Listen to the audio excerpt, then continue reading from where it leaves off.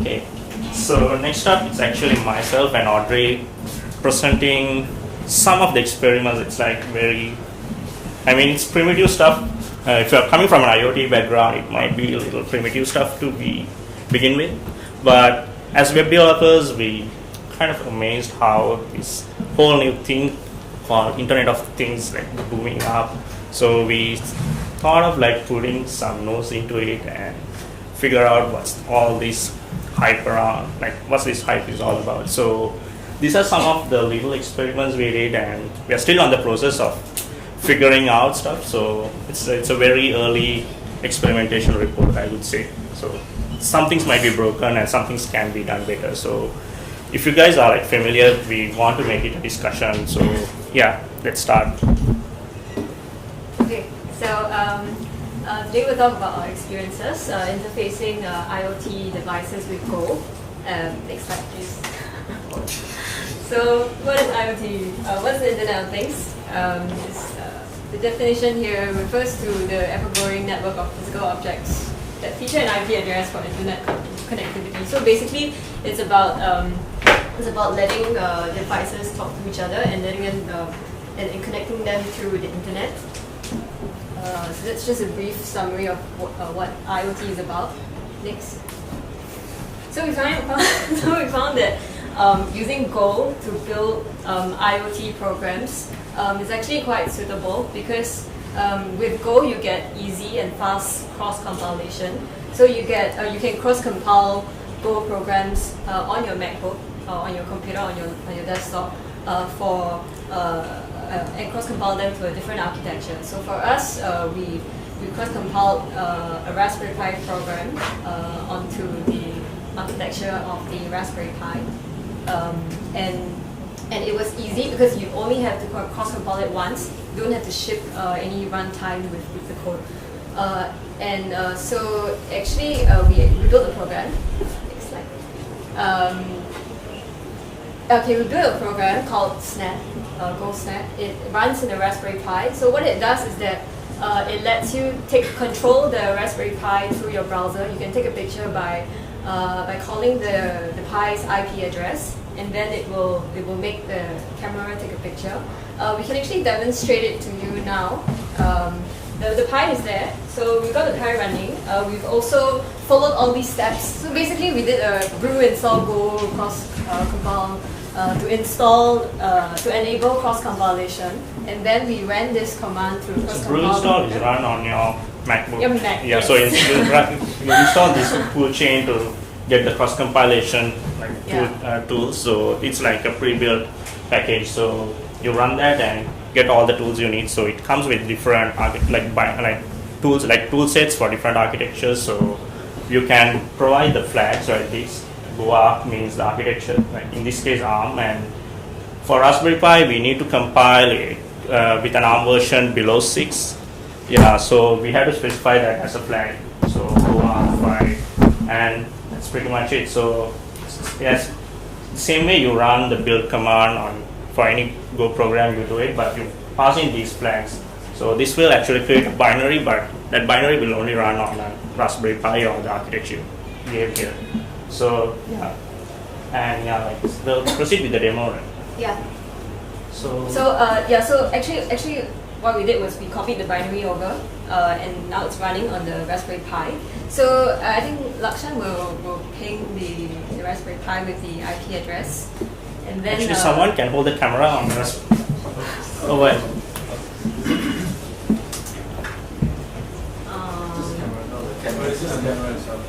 Oh.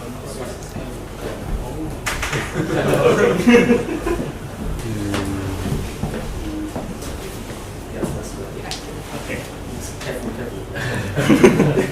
Oh, it's up, right? Okay. Yeah, so the red light shows that it's taking a picture. Oh, okay. Shaky, Shaky. Okay, we want to try again. Yeah, the Wi-Fi also as a whole, so okay.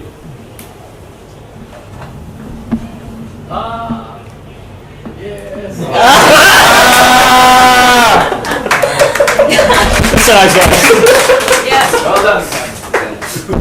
So it's all it's all pretty easy to make it run in the Raspberry Pi. That's with Go. Yeah. Yeah. So that was the demo. Yes. So we found that actually while we were exploring IoT, we found that to actually control the Raspberry Pi, we needed to be connected to our local network. So now it's connected to Nitrus's network. But if you went out of it, you will not be able to control the Raspberry Pi if you're out of the network. So basically, the internet side of the Internet of Things is broken in this case. Yeah, they're not really interconnected. So if you wanted to take it out of Nitrus's network, maybe you can get like a static IP, which is expensive, or you can use a dynamic DNS service, which is not very reliable, and you get your messages get lost in the process if the network is unreliable. So these are some of the problems with the current implementation of IoT applications. So we came up with a solution. Okay, so yeah, the problem was like if you run like typical client server architectures, if you build your application in a client server model and try to like have a HTTP server running on your Pi or something, and then want to access it from outside, it's kind of unreliable as the like shortcomings we mentioned already. So we were looking for a different way of doing this. So what we came up with, like, we found this protocol named MQTT, which is a pretty lightweight protocol, and it's in a way it's very reliable because it doesn't do much. So the stuff it does it really well. So this is the same protocol used on like Facebook Messenger. So it's like pretty well tested, and because we know like everyone is using Facebook Messenger, and because and also we know how it performs on mobile, so it's kind of an obvious choice when it comes to like if it works for people, like it should work for devices as well. So connecting millions of devices seems to be the way to go. Like this is like beyond HTTP.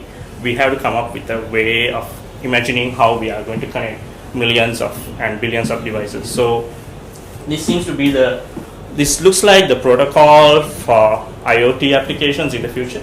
So yeah, and also it had the main two components or the main two features that I really liked about this is the lightweightness, as I mentioned, right? So the message format itself is a byte packet, so there's no header. So if you look at an HTTP request, right, there's at least 1 kilobyte, 2 kilobyte header itself. So in this case, there's no header. Like there's a header, but it's pretty much variable. So you define an ID, plus then all the header fields are like variables. So you can skip most of the stuff depending on implementation. And the payload is just a byte stream. So you can specify it the way you want. So you can like ship your own protocol on top of this one, which is kind of nice. So you can design like JSON protocol on top of MQTT, or like you can design a protocol buffer protocol, like something like that. So it pretty much up to you the implementation, but it just like does the end-to-end transport. And when I say like it does the end-to-end transport, it does it really well. How it does it really well? It has this concept of quality of service.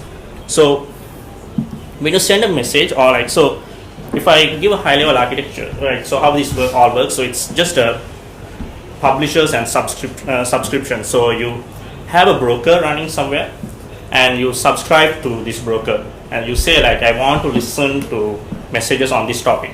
And there can be other clients also connected to this same broker, which publishes certain messages which has the same topic, and this would be routed back to the subscribers.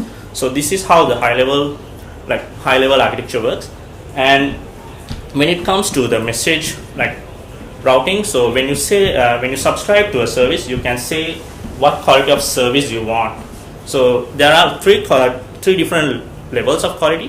One is 0, which means like you fire and forget. So you say like, if I receive the message or not, I don't care. So it just send me whatever the messages you receive. So 0 is the lowest level of quality of service. And then you have level 1, which is like at least once I should receive the message.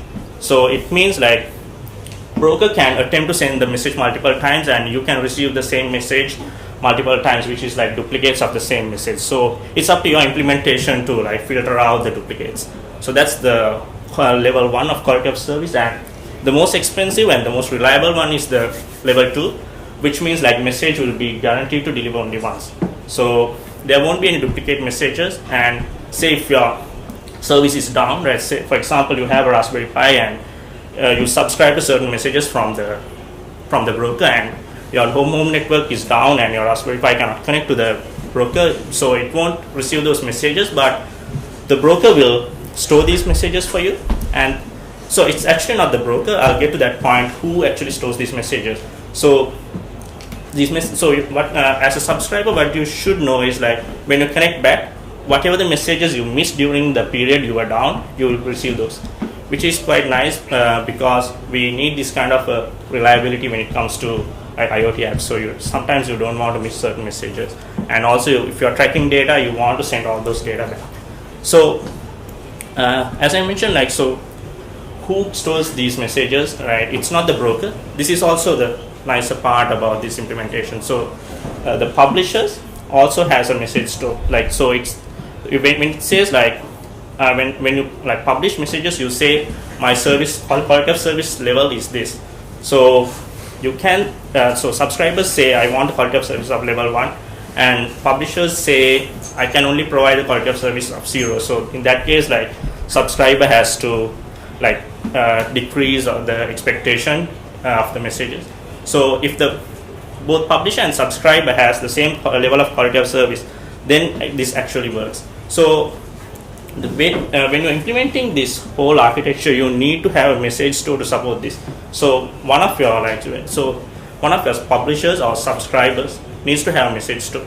So when you're publishing messages, either you need to try once, and if the broker says the message cannot be delivered, then the publisher should be able to store it for later retrieval. So every time when a subscriber joins the broker, like broker will actually go and ask these publishers to send those messages back.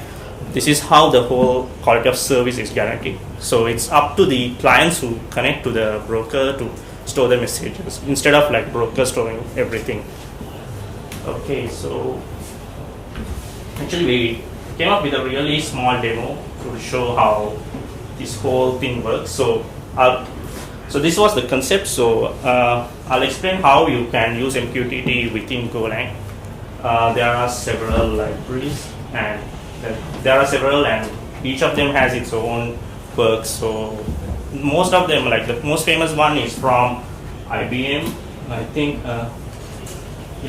Eclipse and IBM related library, which has a namespace similar to Java. It's not very Go-like, but the namespace itself looks like some Java namespace.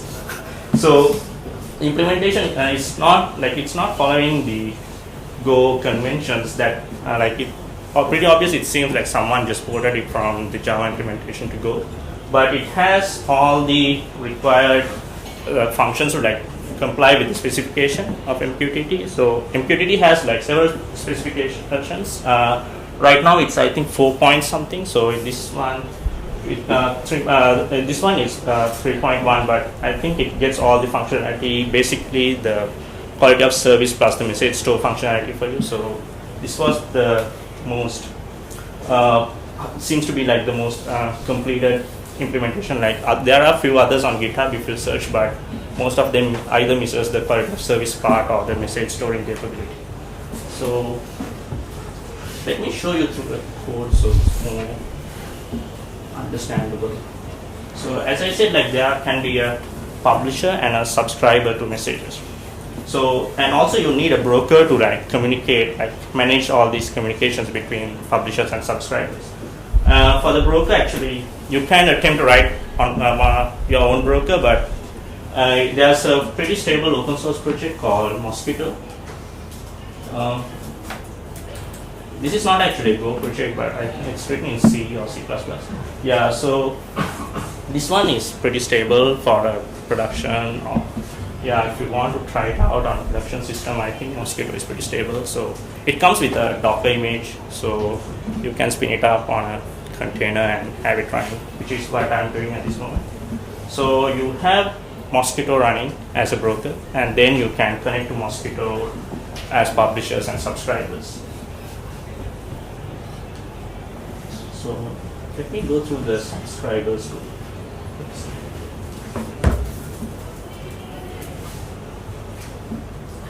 So yeah, this is it. So you specify this one is like not pretty nice Go code, but yeah, I was in a rush, so I just had something together. So I specify the broker address as a TCP address.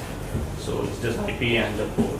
And you could see like I first try to connect to the broker here. So this part runs on its own Go routing. So that way, like we ensure the subscription stays on. So otherwise, it would be like you subscribe. That's the problem with the library as well. Like it doesn't provide a channel or a blocking mechanism. So you have to come up with your own blocking mechanism. So this way, I start my own Go routine and like compartmentalize this code, which is the one that supposed to connect to the broker. So in this case, I'm creating a new client and I'm saying I am interested in this topic. So the topic filter can be like a HTTP like URL path, which can be like say hub/id/something. So this URL path can be so when you subscribe to a topic, if you're not really sure of the path itself, right, you can have like multiple IDs. So in that case, you can specify wildcard characters. So here I'm just subscribing to a direct topic, but you can have something like vspa, then a asterisk or a plus sign. Asterisk means there can be any number of characters after this, but a plus sign means there should be like one block. Like you put a plus sign and then you can add something more. That means there can be only one block or one slug between the previous one and the next one. So that way you can actually filter topics by ID, or like you can specify your own routing or like matching mechanism. So yeah, that's where you specify the topic filter. And so here you see like when you specify the topic filter, you also specify the quality of service level you expect. Here I'm saying I want it to be 0, so I'm not caring about the delivery of the messages or the receiving of the messages. So I'm saying let it be like 0. And yeah, so you have a topic filter, then you start a subscription on that topic, and you should provide a handler function, which I will show next. So what happens is like it's the client subscribes to the broker, and whenever the broker sends a message, it will run this handle function. So let me grab this with me.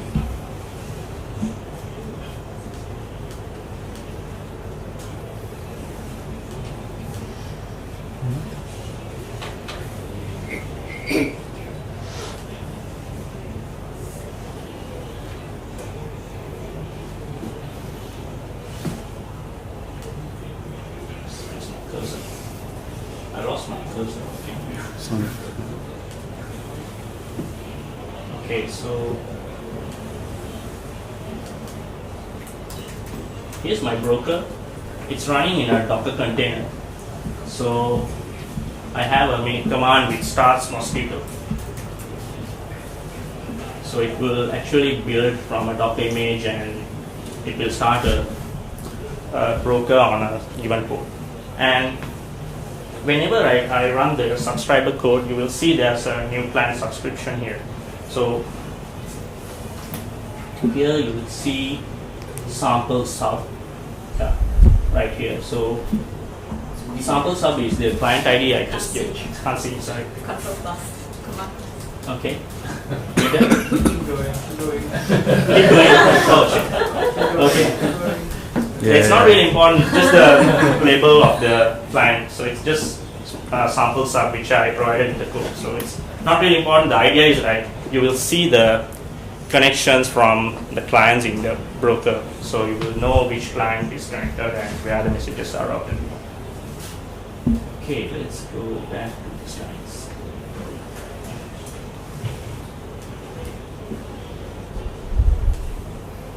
Yeah, so you start the subscription, and then you will have a handle function whenever there's a message, so similar to subscriptions, like there will be like publishing of messages.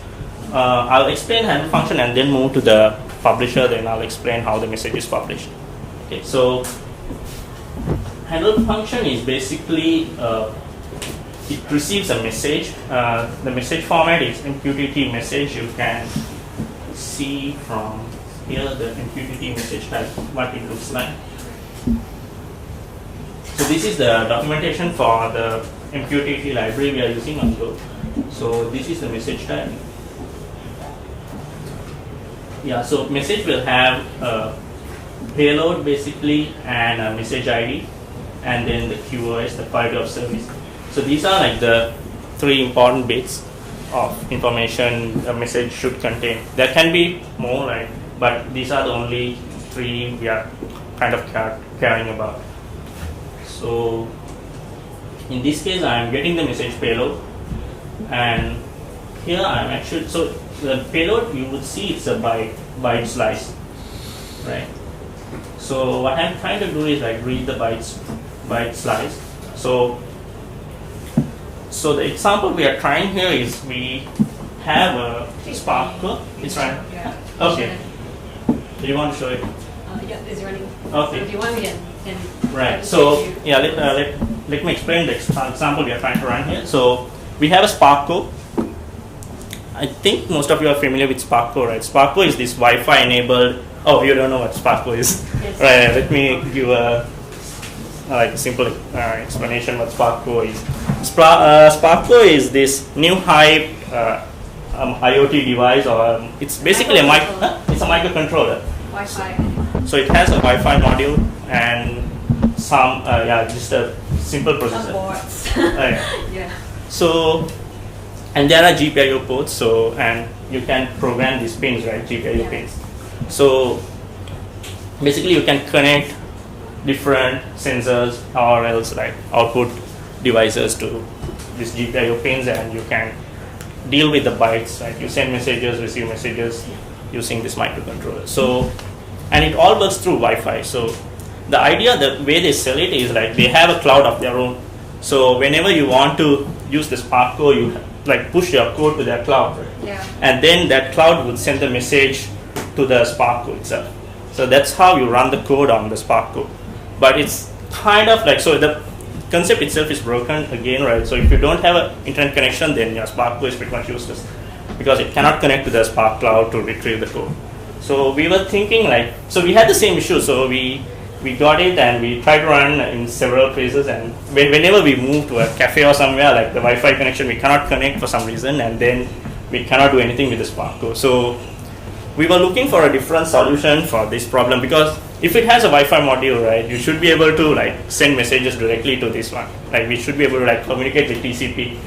So bunch of guys from, these guys actually run the JSConf and the RobotConf called Voodoo Tiki God, Voodoo Tiki God, and and Rick Waldron, and these guys came up with their own firmware. So instead of the Spark code's firmware, you can reflash it and run your own firmware on top of it. So these guys came up with a firmware which has a binary like TCP binary protocol, which is pretty simple. Like you specify the pin and then you specify the value. So that's like the output to the Spark. And also, if you want input from the Spark, you can specify the pin, and it will give you the value that is read from that pin. So this is basically the protocol, this Voodoo Spark protocol, right? So Audrey went and wrote a Golang implementation or a Golang wrapper library for this. Let me show that. It's called vSpark. So if you have the Voodoo Spark firmware running on your Spark code, you can use Golang to communicate. Like you can write a Golang program and communicate through TCP. So we avoid the whole cloud part. I mean, you don't need to connect to the Spark cloud anymore. So you can send directly messages from your machine to the Spark code itself. And this is basically it. So what we are done, coming back to the demo, what we are trying to do here is we have the Spark code with the Voodoo Spark installed, and we have a Raspberry Pi with it runs the subscriber it runs the subscriber of the MQTT, and we have a broker running in the cloud, and we have my machine, which acts as a publisher. So I'll try to publish a message from my machine, which goes to the Raspberry Pi, and then Raspberry Pi would actually use vSpark API to send a message to the Spark code. So basically, it would like turn on and turn off the LED on pin D7. So Spark code has a pin on D7. This D7 pin has LED, so which you We'll can. light up later. Yeah. So So let's try that. Hopefully it works. It worked last night, and it was pretty creepy as well because she was running it on her laptop, and then it turned like I could turn it on and off like randomly. So I know, I think it's still a bit unstable, so sometimes it works. yeah. So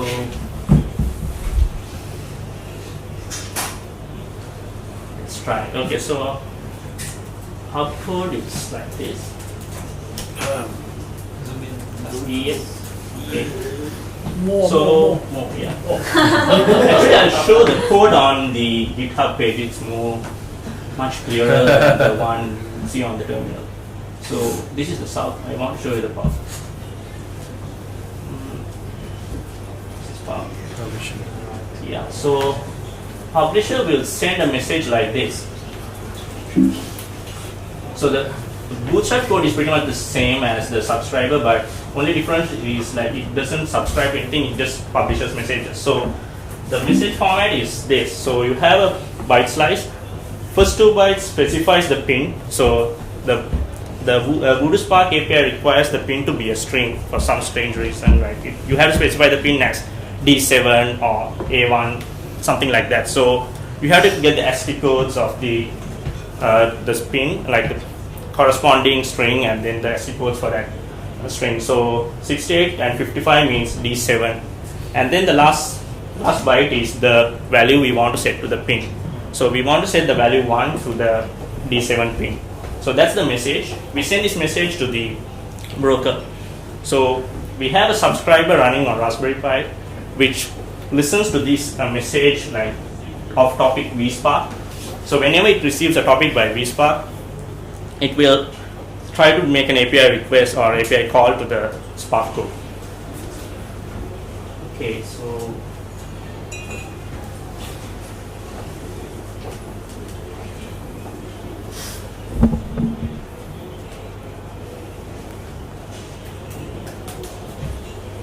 let me try running the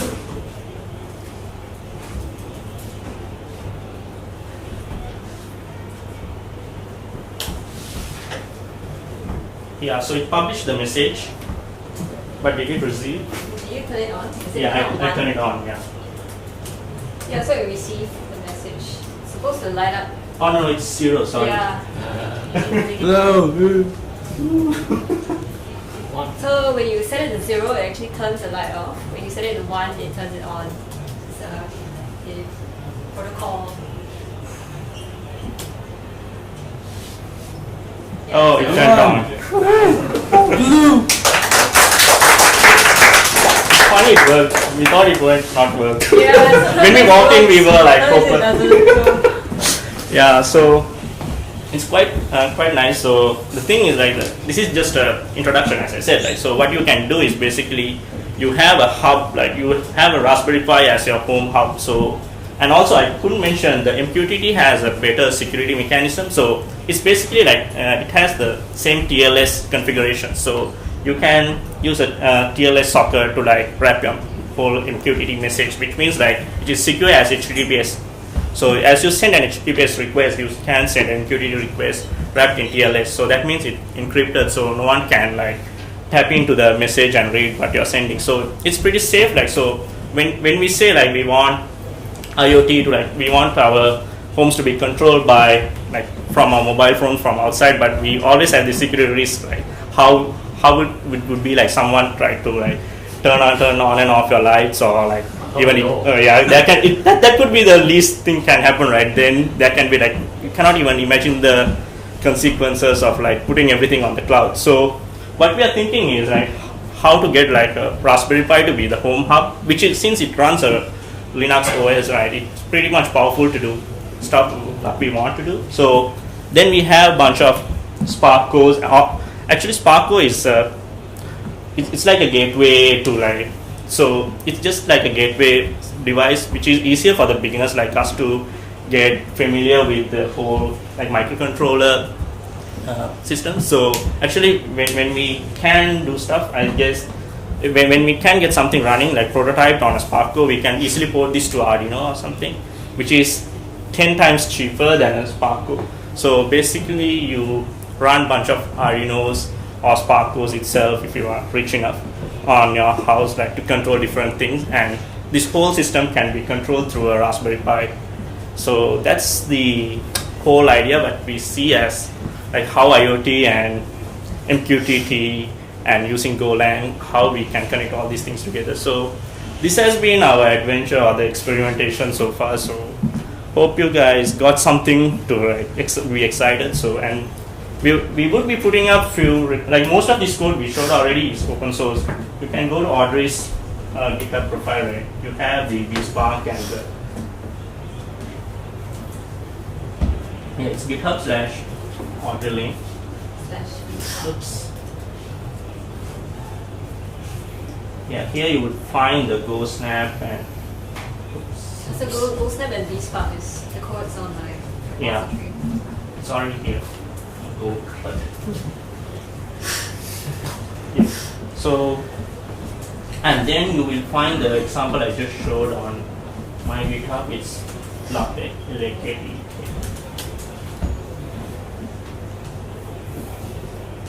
It's called VSpark MQTT sample, which contains the out and sub thing.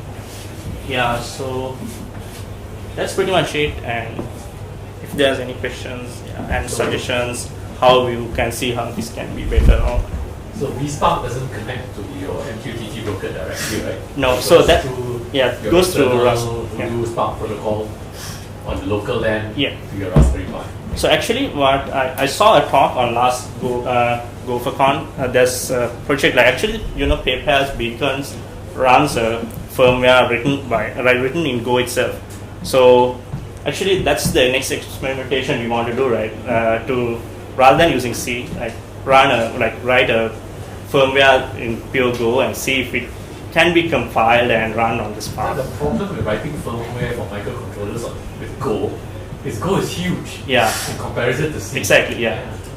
So yeah, that might not go as we expect. I mean, those things are like 1 kilobyte of RAM. No, 128 bytes of exactly. RAM. Yeah. So yeah, that toolchain might not fit in perfectly. But I wonder how the beacons, because they don't show the code of the beacon, so I'm just curious how they are doing it. I feel it's open source, so I should be able to see it. Mm-hmm. Oh, but they use purely Go, right? Yeah, parts of it are not Go. Yeah. So they might actually I think the gateway server can probably be written in Go, but the end devices, the edge devices, those tiny little throwaway wearables. True. Actually, I mean, as long as we don't do any functional stuff on the microcontroller itself, as long as it just reads and writes the values, I think something like Voodoo Spark is good enough, just to read and write the stuff, and we use a better, more performant machine, a Linux system on Linux thing to control this one. So that's that's where I found the perfect balance, I think. So probably that. The challenge is the internal LAN is not secure. That's the problem. So most communication will be direct wire, which is secure enough. But if you use 433 megahertz RF link, anybody can just hijack the RF link and do nasty things to your device. True. That's within your home network. Yeah, but in Singapore, the homes are next to each other. Yeah. Okay. Any others? Very interesting. Okay. Any other suggestions, questions? Thanks. Well, did you measure the latency? What is that? So actually the message was pretty fast. We didn't do any benchmarks, to be honest. So because currently we run the broker on a DigitalOcean instance in Singapore, so that might also contribute to the speed. So, but yeah, there might be a little latency to connect to the broker, but we haven't done any benchmarks of those two. So earlier you mentioned Arduino. Yeah. You mentioned Arduino. So can you actually write Go? Because that's what we don't know. That's what we want to actually experiment and see. As now he actually ruined my dream, like he said it. No, actually you can, not the Arduino, but the ARM Arduino has a Yun, right? Still, Yun doesn't support the. It's not ARM. but it's Cortex M and not Cortex A. Yeah. So it's not the same ARM as the Yeah. Raspberry Pi's ARM. So there's a difference between the ARM versions and the architecture too. So that's what we are not really sure. On the very highest end chips, not on the typical Arduino. So the main reason for using MQTT is because it's lightweight. Lightweight plus also the security factor and the reliability of delivering the messages. So I guess like most important part was like connections getting up. Like you don't have a stable connection. So the concept of the quality of service where you can store the message and try it back. Say if you have a Raspberry Pi to like collect data, you have this deployed somewhere and you cannot easily access this one. So you want it to collect data, and when there's an uplink, it can send everything. So that seems a nicer alternative rather than you try to have your own HTTP connection. And, MQTT is really nice compared to, let's say, RabbitMQ, Yeah. which is like ginormous. But if you want a brokerless message layer, you can use RabbitMQ. Yeah. But MQTT gives you a broker. The whole point was to create a broker, so you don't have to connect. You don't have to use static IP address for your. Yeah. So yeah, we don't have to expect a static. Yeah. Some sort of reverse SSH connection. True. Yeah. Yeah. Yeah, because it connects as a client. Both ends would be clients. Our sender and the receiver are both clients which are connected to a broker. So you don't have to expose a server like an IP address or a DNS-based server, which is quite nice. So the only well-known address is the broker. Yeah.